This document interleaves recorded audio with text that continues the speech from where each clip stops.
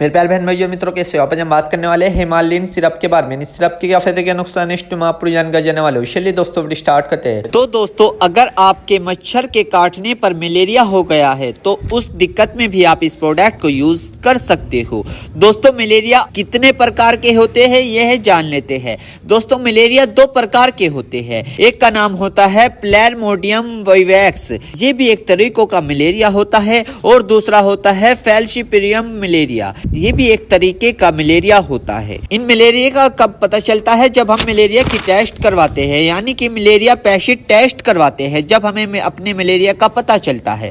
दोस्तों, यदि आपके मच्छर के काटने पर अगर आपको मलेरिया हो गया और फिर सर्दी हो गई है, उसमें भी आप इस प्रोडक्ट का यूज कर सकते हो। या फिर दोस्तों, मच्छर के काटने पर अगर आपको मलेरिया हो गया और बुखार आ रहा है, उसमें भी आप इस प्रोडक्ट को यूज कर सकते हो। मलेरिया बुखार में होता क्या है? बुखार चढ़ता है, उतर जाता है, चढ़ता है, उतर जाता है, जैसे टाइफाइड फीवर में होता है। ऐसे ही कुछ लक्षण इसमें देखे गए हैं। या फिर दोस्तों, अगर आपके मलेरिया के कारण कमजोरी आ गई है बॉडी में, उसमें भी आप इस प्रोडक्ट को यूज कर सकते हो। या फिर दोस्तों, मच्छर के काटने पर आपको मलेरिया होने के कारण थकान महसूस होती हो बॉडी में, उसमें भी आप इस प्रोडक्ट का यूज कर सकते हो। या फिर दोस्तों, अगर आपके मच्छर के काटने पर मांसपेशियों में दर्द होना, उसमें भी आप इस प्रोडक्ट का यूज कर सकते हो। या फिर दोस्तों, मच्छर के काटने पर यदि आपको मलेरिया हो गया है और फिर आपकी सर्दी होती है, उसमें भी आप इस प्रोडक्ट को यूज कर सकते हो। या फिर दोस्तों, मलेरिया के चलते चलते आपको जुकाम हो गया है मलेरिया में ही, उसमें भी आप इस प्रोडक्ट को यूज कर सकते हो।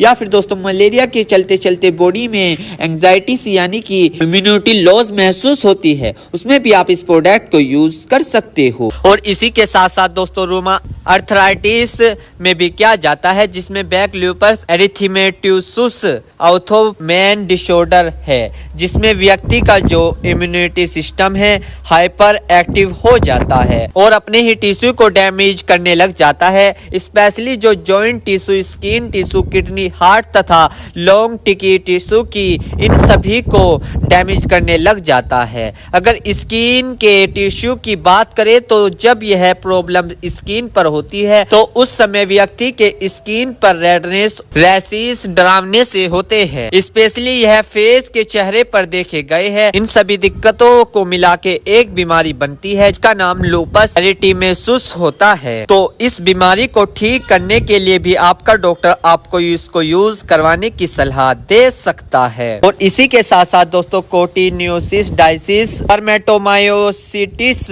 क्यों फीवर बीमारी है, जो कि जानवरों से होती है, जैसे कि भेड़ बकरियों से होती है। इसमें बुखार, खांसी, कमजोरी के साथ साथ उल्टी होना, ये सब इस बीमारी में दिक्कत देखी गई है। तो इन सभी दिक्कतों को ठीक करने के लिए भी आपका डॉक्टर आपको इसको यूज करवाने की सलाह दे सकता है। मेरे प्यारे बहनों भाइयों, आपको दो बात विशेष रूप से ध्यान रखनी है। नंबर 1, अगर आप इस प्रोडक्ट का यूज कर चुके हैं और आपको कोई भी परेशानी या किसी भी तरह के का अन्य साइड इफेक्ट दिखा है तो घबराए नहीं, तुरंत इस प्रोडक्ट को लेना बंद कर दे और अपने डॉक्टर से संपर्क करें। नंबर 2, किसी भी प्रकार की अन्य मेडिसिन या किसी भी अन्य प्रकार का कोई भी प्रोडक्ट अपने डॉक्टर के सलाह के नहीं लानी चाहिए, क्योंकि मरीज की, पेशेंट की उम्र अकॉर्डिंग अंदर बॉडी में क्या चल रहा है, क्योंकि दोस्तों हर आदमी के अंदर अलग अलग हार्मोन्स होते हैं। उनके हार्मोन्स के ऊपर, उनकी उम्र के ऊपर, उनके वजन के ऊपर उनकी जांच करवाने के बाद डॉक्टर दवाइयां देता है। इसलिए दोस्तों, पहले अपने डॉक्टर से परामर्श यानी कि संपर्क करें,